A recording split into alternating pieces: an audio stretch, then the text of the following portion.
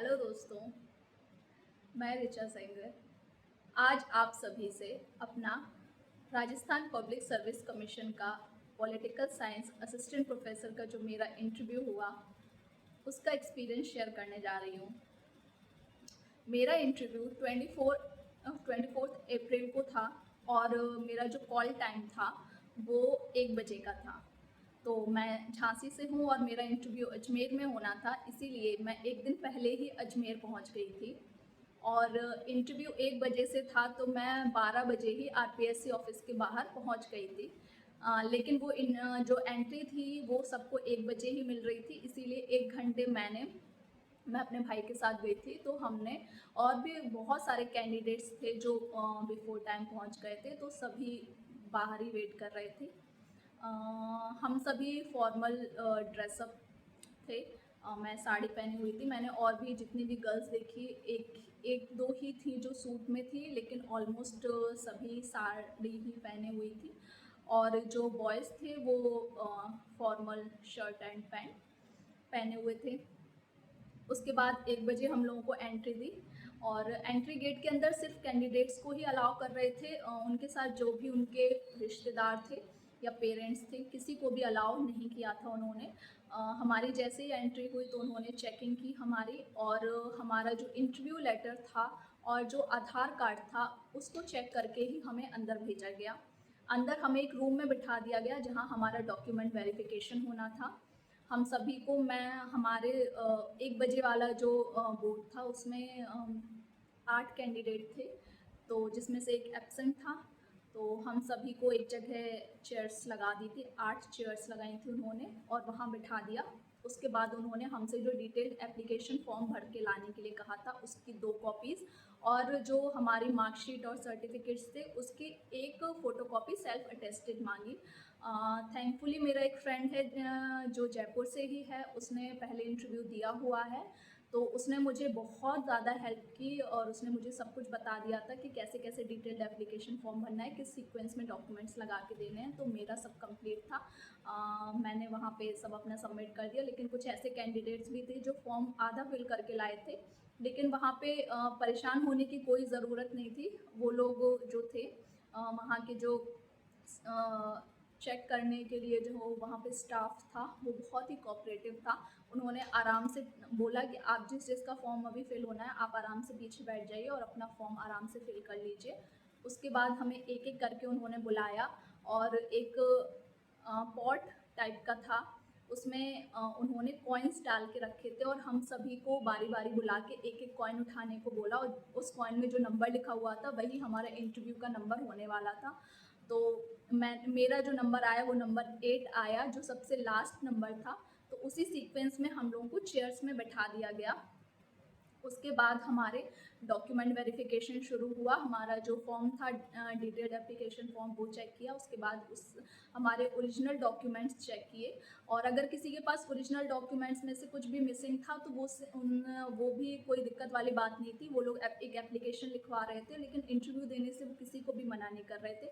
हाँ, अगर आपका मास्टर्स ही कंप्लीट ना हो, एक कैंडिडेट ऐसी थी जिसका मास्टर्स कंप्लीट नहीं था, तो उसको उन्होंने अलाउ नहीं किया था। उसके अलावा किसी को भी कोई भी इशू था, कोई सर्टिफिकेट नहीं था या डोमिसाइल किसी का नहीं था या किसी का कास्ट सर्टिफिकेट नहीं था, तो उसके लिए उन्होंने उनको टाइम दिया था कि आप एक एप्लीकेशन दे दीजिए और बाद में आप इसको सबमिट कर सकते हैं कुछ दिनों के बाद। उसके बाद फिर जिसका पहले इंटरव्यू था उसको ले जाके वो वहाँ पे मतलब उस रूम से ले जाके जहाँ इंटरव्यू होना था वहाँ पे वो दो दो कैंडिडेट्स को लेके गए। और फिर मेरा नंबर बहुत बाद में आया, जैसे कि 1 बजे हम लोगों का डॉक्यूमेंट वेरिफिकेशन शुरू हुआ, तो 5 बजे मेरा नंबर आया। तब तक हमको वहीं रूम में बैठ के ही वेट करना था। तो ये थोड़ा-सा टाइम काटना मुश्किल होता है, लेकिन अपने आप को काम रखने के लिए वो टाइम ज़रूरी भी होता है। और जैसे ही मुझसे पहले जो लोग गए थे सब अपना टाइम देख रहे थे कि कितने-कितने टाइम में हमारा इंटरव्यू खत्म हुआ। और उसके बाद फिर जब मेरी बारी आई मैं अंदर गई, तो सबसे पहले तो उन्होंने मुझे वेलकम किया कि oh you are the last candidate last but not least. तो ऐसा जैसे ही उन्होंने बोला तो मैं थोड़ी-सी शांत हो गई कि हाँ ठीक है। उन्होंने मुझे बैठने के लिए कहा और उनके पास एक स्लिप जाती है जिसमें आपका 10th 12th ग्रेजुएशन और पोस्ट ग्रेजुएशन के मार्क्स लिखे हुए होते हैं और ईयर लिखा हुआ होता है। तो सबसे पहला जो मेरा जो बोर्ड था उसमें एक फ़ीमेल मेंबर थी और 2 सब्जेक्ट एक्सपर्ट थे मेल। तो जो बीच में जो बैठी हुई थी फीमेल मेंबर, आरपीएससी की ही वो मेंबर थी।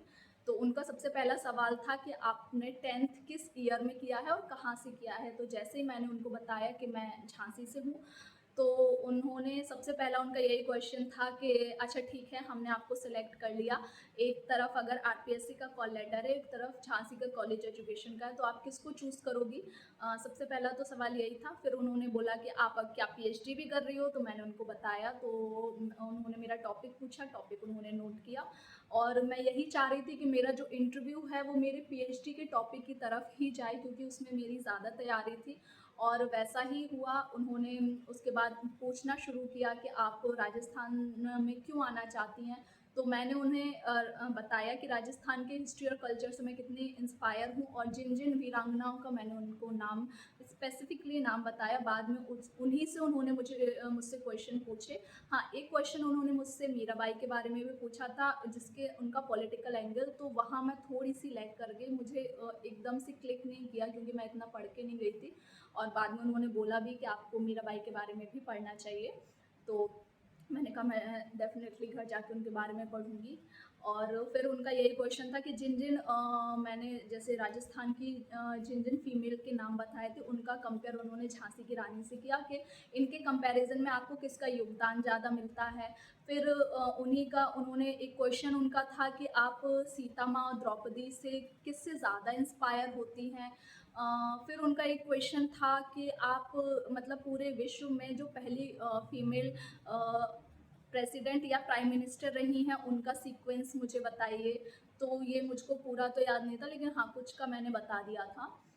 देन उसके बाद उन्होंने पूछा कि महिला सशक्तिकरण और महिला स्वाधीनता में क्या अंतर है? तो पूरा ऑल ओवर जो मेरा इंटरव्यू था वो मेरे पीएचडी का टॉपिक जो है मेरा भारत में नारीवादी मुद्दे, उसी के अराउंड ही जा रहा था और मैं ईज़िली कंफर्टेबल होके आंसर भी दे रही थी और वो लोग वो एक मेंबर और एक्सपर्ट थे जो मुझे बहुत एनकरेज भी कर रहे थे कि हाँ बेटा, आप बहुत सही बता रही हो, हाँ अच्छा बता रही हो।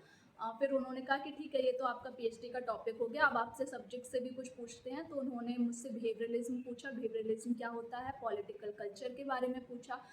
उसके बाद उन्होंने सुप्रीम कोर्ट जो रिट जारी करता है वो कितनी रिट होती हैं और किसमें क्या-क्या होता है, एक ये क्वेश्चन था। एक ये था कि 2 स्टेट के बीच में अगर विवाद हो जाएगा तो उसका निपटारा कौन करेगा?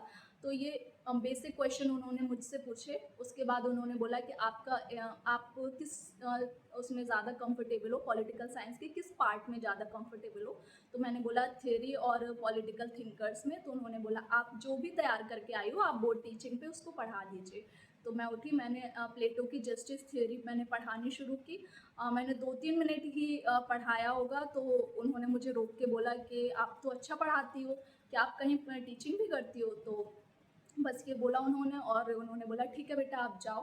तो मैं जैसे ही जाने लगी, फिर से एक बोर्ड मेंबर ने मुझे बुलाया कि इधर आइए, एक क्वेश्चन और है मेरा, आप खड़े-खड़े ही आंसर दे दीजिए कि बुंदेलखंड जो अलग राज्य की माँग उठ रही है, क्या वो अलग राज्य बनना चाहिए या नहीं? तो वो जो मेंबर एक और बैठी थी, मैम थी, उन्होंने कहा नहीं, बैठ के आराम से आप इसका आंसर दीजिए। तो मैं बैठी, फिर मैंने उनको अपना आंसर दिया। तो वो मेरे आंसर से सैटिस्फाई दिखे और उन्होंने बोला कि हाँ बेटा, आपने बहुत अच्छा आंसर दिया, करेक्ट। और फिर उन्होंने मुझे जाने के लिए कह दिया। तो 25 मिनट तक मेरा इंटरव्यू चला और ऑल ओवर एक्सपीरियंस बहुत अच्छा था। वो आपको बहुत कंफर्टेबल फील कराते हैं, एनकरेज भी करते हैं, आपको हिंट्स भी देते हैं कि आप कहीं कुछ भूल रही हैं तो वो आपको याद भी दिलाते हैं। और एक पेन पेपर भी उन्होंने मुझे सामने रखा हुआ था कि आपको अगर कुछ, उन्होंने मुझसे बोला भी कि अगर आपको कुछ याद नहीं आ रहा हो तो आप लिख सकती हैं और फिर आप हमको एक्सप्लेन कर सकती हैं। तो सपोर्टिव तो होते हैं वो बहुत, और मेरा एक्सपीरियंस बहुत अच्छा रहा। बस ऑल ओवर अगर मैं कहूँ तो किसी को कुछ परेशान होने की बात नहीं है। अगर किसी का कोई डॉक्यूमेंट अभी तक तैयार नहीं है, अ, तो वो अपना डॉक्यूमेंट तैयार कर रहे हैं, और अगर आप पीएचडी कर रहे हैं तो अपना टॉपिक अच्छे से पढ़ के जाएँ और राजस्थान के बारे में भी ऑब्वियसली सबने पढ़ ही लिया होगा। Okay, thank you.